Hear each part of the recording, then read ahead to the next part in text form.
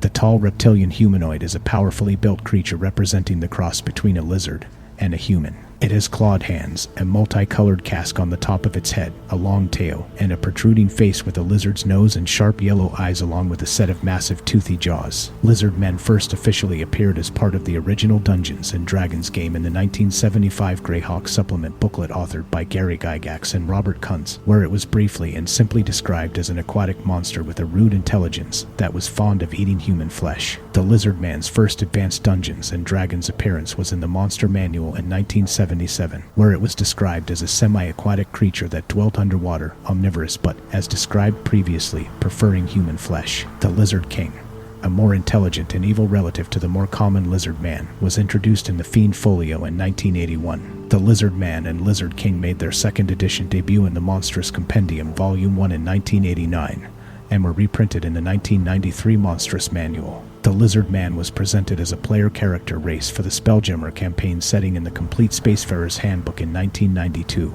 The creature was further detailed as a playable character race in the Complete Book of Humanoids in 1993. In Forgotten Realms lore, lizard folk were semi-aquatic reptilian humanoids. Their skin was covered in scales and varied in color from dark green to shades of brown and gray. Taller than humans and powerfully built, lizard folk were often between 6 and 7 feet tall and weighed between 200 and 250 pounds. Lizard folk had non-prehensile muscular tails that grew to 3 or 4 feet in length, and these were used for balance. They also had sharp claws and teeth. Although non-reptilians struggled to tell the difference between males and females, lizard folk could easily distinguish themselves. Lizard folk had to keep their skin relatively moist, and needed to wet their bodies regularly if they were in dry climates. For this reason, they were particularly fearful of desert landscapes. Lizard folk had no interest in money or jewels. They also did not much value accumulating knowledge if it was not practically useful. They largely valued things based on whether or not it was good to eat. If it was, it quickly got their attention. If not, it was ignored. Lizard folk could often become distracted at the appearance of food,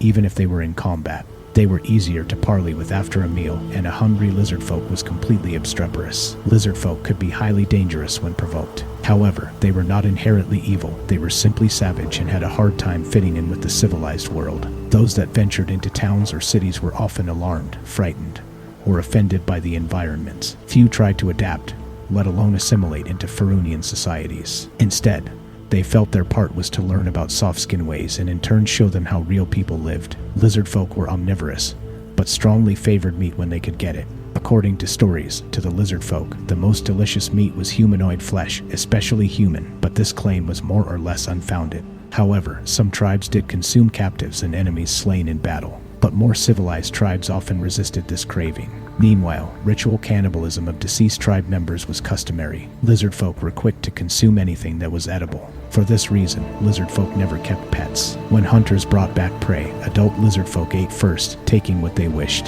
The young were usually left with the scraps, and more often than not subsisted on edible plants foraged from around the tribe's lair. Most lizard folk had little interest in battle tactics or strategy, and they fought as a disorganized mass of individuals. Despite their impressive hunting skills, lizard folk often relied on strength and weight of numbers in battle, and simply charged their foes head-on. At the most, they would try to push foes into water, where lizard folk often enjoyed an advantage. However, if lizard folk were being attacked or pursued, or their camps were in danger or their territory invaded, their hunting skills came to the fore and they laid traps, snares, and pitfalls. They organized ambushes and raided enemy supplies. The more advanced tribes attempted cleverer strategies and traps. A great many lizard folk lairs were defended by traps. Lizard folk gather into tribes, and a typical tribe might have 150 entities. Lizard folk society was patriarchal, and leaders held their positions for their strength and power alone. Although challenges for leadership were rarely made, anyone in the tribe could try and seize power from the leader. This would leave the tribe unorganized and vulnerable until a new leader took charge or the old leader had reasserted their position.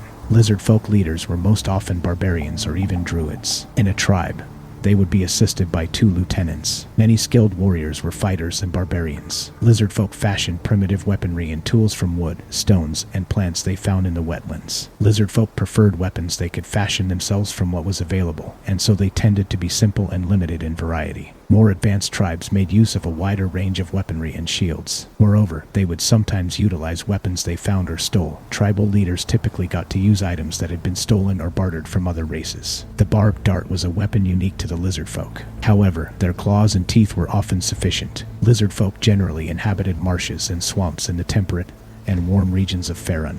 The majority dwelled in swamps and well-hidden lairs, but around a third of the lizard folk population actually laired in underwater caves that were filled with air. The relationship of lizard folk to other races was considered to be mostly that of hunter to prey. Lizard folk of somewhat more civilized nature understood that other races might know something worth learning, and were ready to parley. Lizard folk were most likely to negotiate with halflings. Nevertheless, lizard folk considered themselves stronger and thus better than most other races, and therefore thought of themselves as real people. Lizard folk referred to most of the civilized races as softskins.